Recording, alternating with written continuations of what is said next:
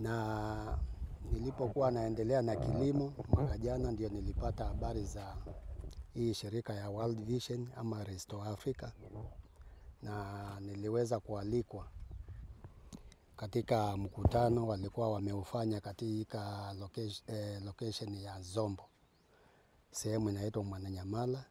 Tulihudhuria ule mkutano kama kikundi, na tukaenda tukaelimishwa umuhimu wa kupanda miti, changamoto ikiwa ni mabadiliko ya tabia nchi.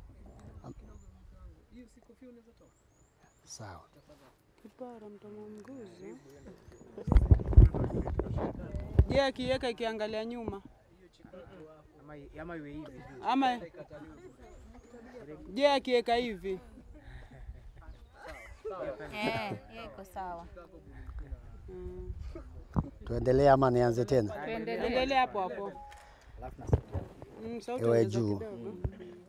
Basi tulipotembelea huo mkutano ulikuwa umeandaliwa na World Vision. Tulielezwa umuhimu wa upandaji wa miti kutokana na mabadiliko ya tabia nchi. Maana yake ni carbon imezidi ulimwenguni, na jinsi ya kupunguza carbon ni kupitia upandaji wa miti, na tukapendezwa na hilo.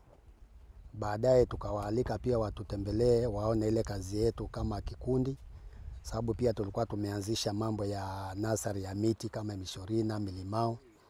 Walitutembelea wakapendezwa, ndio wakaanza kunialika kwa workshop zao sehemu za Ukunda. Nilihudhuria kikao cha kwanza,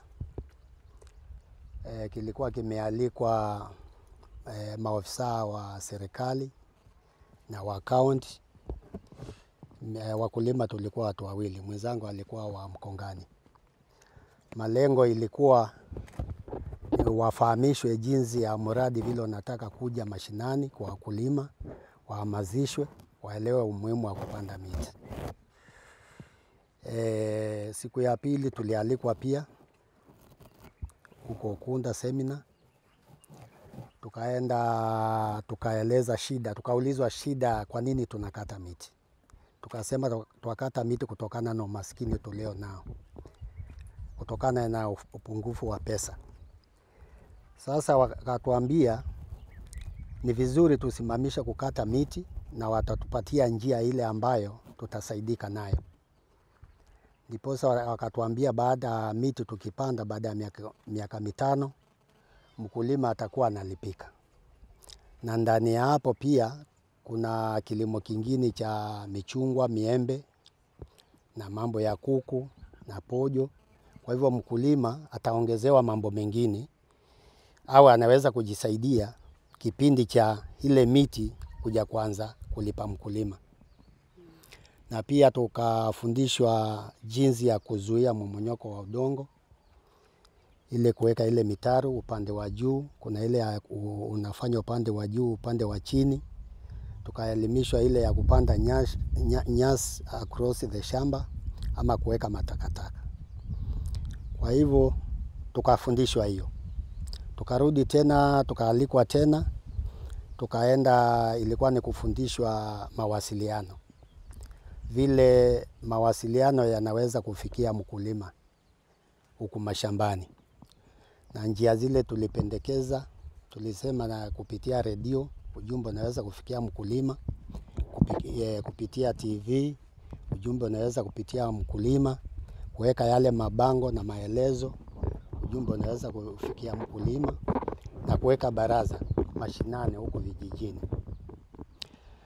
Raundi ile nyingine tulienda ilikuwa ni kufundishwa jinsi ya kupanda ile miti, distance na shimo vile ilivyo. Tulipofundishwa tulitumwa mashinani kwa wakulima. Tuko lead farmer 3 na maofisa walikuwa 2. Tukatumwa kwa vijiji 32 kuhamasisha wakulima jinsi ya kupanda, umuhimu wa kupanda miti, faida ni nini, tukawaelimisha. Baadaye ilifika ule wakati shirika ikalete miti, lead farmer tukawa ndio sisi wa kuhesabia wale wakulima. Na tukapata wakulima wakapata miti na wakaenda kupanda nikiwa mmoja. Kwa hivyo mradi, mimi kama mkulima, mradi mimi nimependezwa na mradi, sababu kama ni machungwa, kuna machungwa yale nilikuwa nayo, nimeongezewa mengine kama 50. Kwa hivyo kipato hapo kitaongezeka na itakuwa sasa maisha kidogo yatakaa kubadilika. Na kutokana na miti niliyochukua ama kupewa, baada ya miaka 5 kuna faida naongojea niwe nalipika kutokana na kaboni ikipimwa. Na baada ya miaka 30, kama ni watoto wangu, wajukuu wangu, watafurahikia ile faida kutokana na ile miti itakuwa nimewapandia.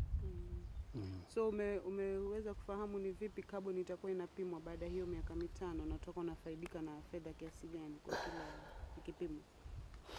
Hawakutueleza kile kiwango cha pesa. Kile mimi najua nilisikia ni baada ya miaka 5 ile miti itakuwa inapimwa. Itakuwa inapimwa kwa njia ya kuangalia ile diameter ya mti ama ile round ya mti na urefu wa mti. Lakini malipo hatukuelezwa itakuwa kiwango gani na muda gani. So kwa mimea hii ya pojo na kunde ambazo ni cash crops, je, mshawahi kuuza ama ndio sasa mmeanza kupanda katika season hii? Huwa tunapanda. Lakini upande wa soko huwa si nzuri. Umesema umekuwa mkulima kwa muda Miaka 30. Labda umekuwa ukipambana vipi na haya mabadiliko ya tabia nchi? Pana changamoto, shida ile kubwa ni ukosefu wa mvua. Sababu mvua ikikosekana mkulima ameanguka. Mimi kidogo kule kujisaidia na irrigation ndio kidogo nimepata afueni. Lakini kutokana na miti kuregesha miti irudi kama miaka ya nyuma, ile mvua tulikuwa tunaipata miaka ya nyuma, nafikiri tutaanza kuipata tena.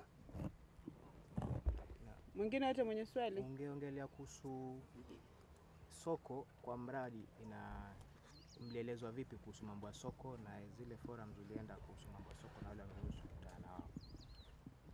Mimi tulipoenda tukakutana na wale wanunuaji, mimi nilifurahikia sababu kama ni ule mtu wa pojo alisema yuko tayari. Na pia kusimamia mkulima zile gharama mpaka ile pojo iwe tayari, ndio baada ya kuvuna apimiwe.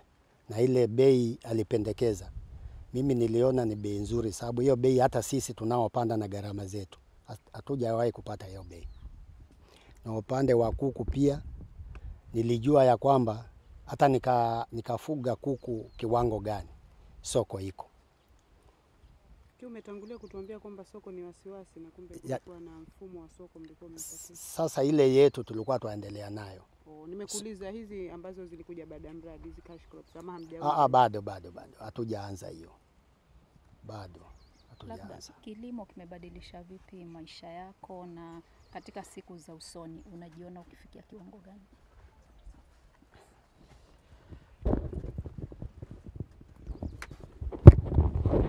Sasa mabadiliko yale yatakuja sana sana itakuwa inasukumwa na mradi.